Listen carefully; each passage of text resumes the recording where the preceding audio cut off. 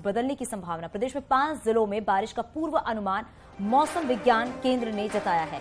उत्तरकाशी, चमोली, पिथौरागढ़, रुद्रप्रयाग, बागेश्वर के ऊपरी इलाकों में बारिश की संभावना है। इसके साथ ही मैदानी जिलों में भी कोहरा छाए रहने के आसार है। तो एक बार फिर से मौसम का मिजाज बदला है और बागेश्वर में बारिश की संभावना है। मैदानी जिलों में कोहरे का असर जो है वो देखने को मिलेगा। हालांकि मौसम विभाग ने भी यही कहा है कि 5 जिलों में बारिश का अनुमान जताया गया है।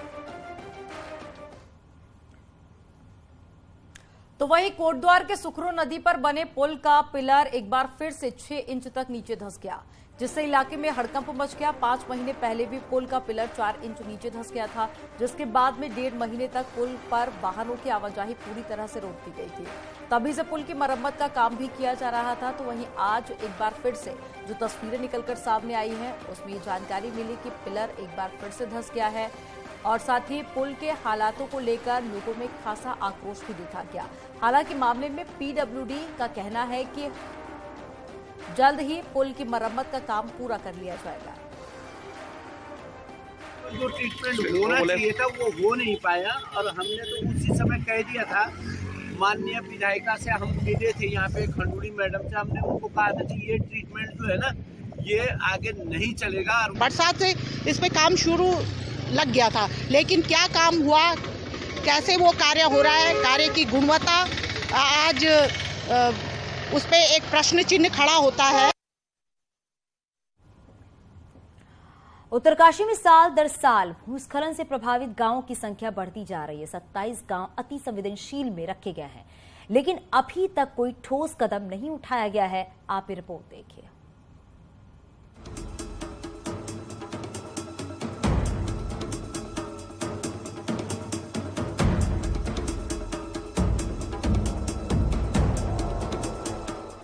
साल दर साल पहाड़ के गांव भूस्खलन की जद में आ रहे हैं, लेकिन प्रभावित ग्रामीणों को सुरक्षित ठिकानों पर बसाने की कवायद सिर्फ फाइलों में ही चल रही है। उत्तरकाशी में गांव के 773 परिवारों को विस्थापना की जरूरत है। इनमें अति संवेदनशील गांवों की संख्या 27 है। आपदा के लिहाज से बेहद संवेदनशील उत्तरकाशी जनपद में भटवाड़ी, मस्ताड़ी, अस्तल, उडरी, धनेटी, सौड़, कमद, ठांडी, सिरी, धारकोट, क्यार्क, बारसू, कुज्जन, पिलंग, जौड़ाव, हुर्री, धासड़ा, दंदालका, अगोड़ा, भंकोली, सेकू, वीरपुर, बड़ेथी, कांसी, बड़िया और कोरना गांव अत्यधिक संवेदनशील चिन्हित किए गए हैं। इन गांवों में भूस्खलन अभी भी लगातार सक्रिय है, जिसको लेकर जिला प्रशासन जोशीमठ इन गांवों का दोबारा सर्वे कराने की बात कर रहा है। हालांकि इस बीच 5 गांवों में सरकार द्वारा विस्थापन की प्रक्रिया जारी है। जनपद में 5 गांवों के विस्थापन के संबंध में जो कुछ परिवार हैं उनके विस्थापन के पहली किस्त प्राप्त हुई है, उनको मकान बनाने के लिए पहली किस्त दी गई है और अभी कुछ परिवारों के 5-6 परिवारों के शासन में अभी पेंडिंग में है पुनर्वास के प्रस्ताव। और जहां भी इस टाइप से दिक्कत है, जो पहले सर्वे हुआ है उनको रीसर्वे करने की बात हुई है कि एक बार पुनः सर्वे कर लिया जाए कि कोई ऐसे मकान जो खतरे की जद में है जहां विस्थापन की ओर से, तो उससे हमने कार्रवाई करने की निर्देश। इसके साथ ही उत्तरकाशी जिला मुख्यालय से 10 किलोमीटर की दूरी पर मौजूद मस्ताड़ी गांव में भू धसाव और बरसात में घरों के अंदर पानी निकलने से ग्रामीण दहशत में हैं।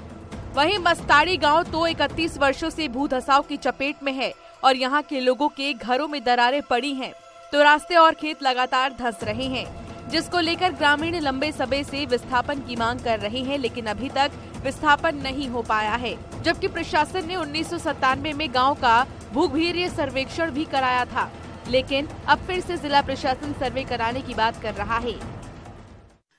मैं ग्राम प्रधान मस्ताड़ी आपके माध्यम से ये कहना चाहूँगा कि 31 साल हो गए हैं और हमारे गांव की कोई सुनवाई अभी तक नहीं हुई। लेकिन 31 सालों से लगातार यहाँ पर भू धसाव हो रहा है और मैं कई माध्यम से मैंने पत्रकार के माध्यम से भी और आप लोगों के माध्यम से भी कई बार बोल दिया है कि क्या सरकार तब तक का इंतजार कर रही है जब तक यहाँ पे कोई ऐसी अनहोनी ना हो कि जो सरकार की आंखों को खोलने के लिए फिर काफी हो।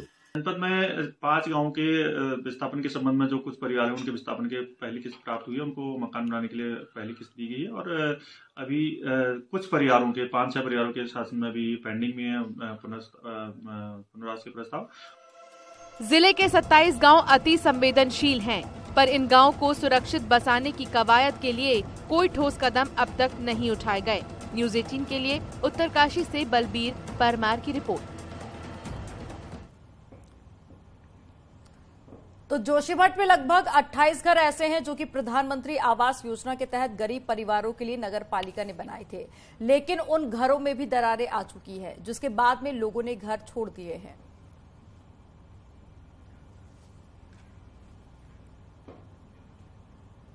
बीजेपी के सांसद और पूर्व केंद्रीय मंत्री रविशंकर प्रसाद रविवार को देहरादून पहुंचे, जहां पर रविशंकर प्रसाद ने केंद्रीय बजट को लेकर एक प्रेस कॉन्फ्रेंस की और लोगों को आम बजट के फायदे बताए। इसके साथ ही कहा कि मोबाइल मैन्युफैक्चरिंग में भारत चीन के बाद दुनिया का दूसरा सबसे बड़ा देश है। वहीं विपक्ष पर भी जमकर निशाना साधा।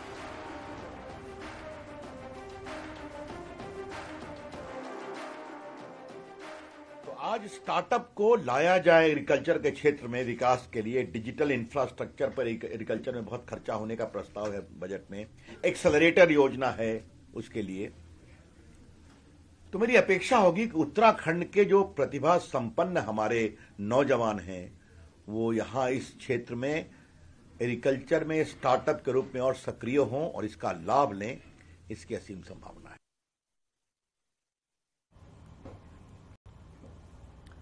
तो वहीं रामनगर, कॉर्बेट और साथ ही उसके आसपास के जलाशयों में प्रवासी पक्षियों की जल क्रीड़ा कम हो गई है। दरअसल ये पक्षी अब अपने मूल जगहों पर लौटने लगे हैं। सर्दी की शुरुआत के साथ ही यहाँ के जलाशय इन मेहमान परिंदों से गुलजार होने लगते हैं, जबकि वसंत ऋतु के साथ ही ये परिंदे एक बार फिर से अपने घर वापस लौटने लगते हैं, जिसका इंतजार यहाँ के लोग अगली सर्दियों तक दोबारा करेंगे।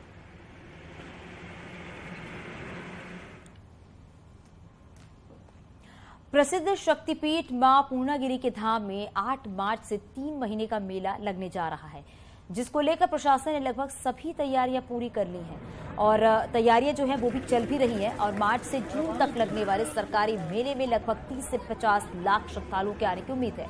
ऐसे में श्रद्धालुओं की सुरक्षा को देखते हुए इस बार 3 नई पुलिस चौकियां खुलेंगी, तो वहीं पार्किंग सहित दूसरी व्यवस्थाओं को भी दुरुस्त किया जा रहा है।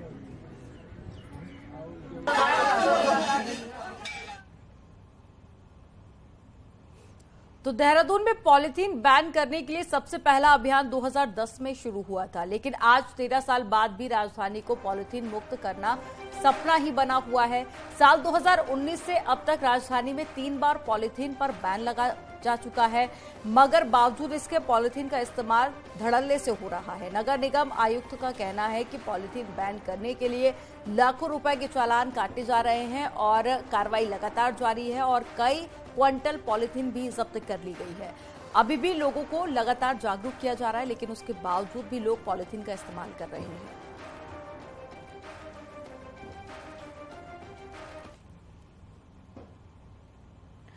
कठिन से कठिन परिस्थितियों में सर्च एंड रेस्क्यू कार्यों को अंजाम देने वाली स्टेट डिजास्टर रिलीफ फोर्स यानी कि एसडीआरएफ उत्तराखंड की एक बेहतरीन और एक्सपर्ट फोर्स। रविवार को एसडीआरएफ की टीम ने ऋषिकेश में गंगा नदी में डूब रही 2 गायों के रेस्क्यू के लिए पूरी ताकत झोंक दी। कड़ी मशक्कत के बाद दोनों गायों को सकुशल रेस्क्यू कर लिया गया।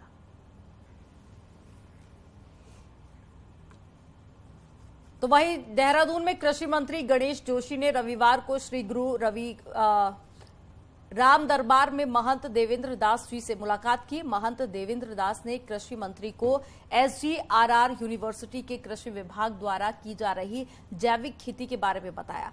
कृषि विभाग का एक दल यूनिवर्सिटी के जैविक खेती मॉडल की बारीकी से जांच कर रहा है, उसे समझ रहा है।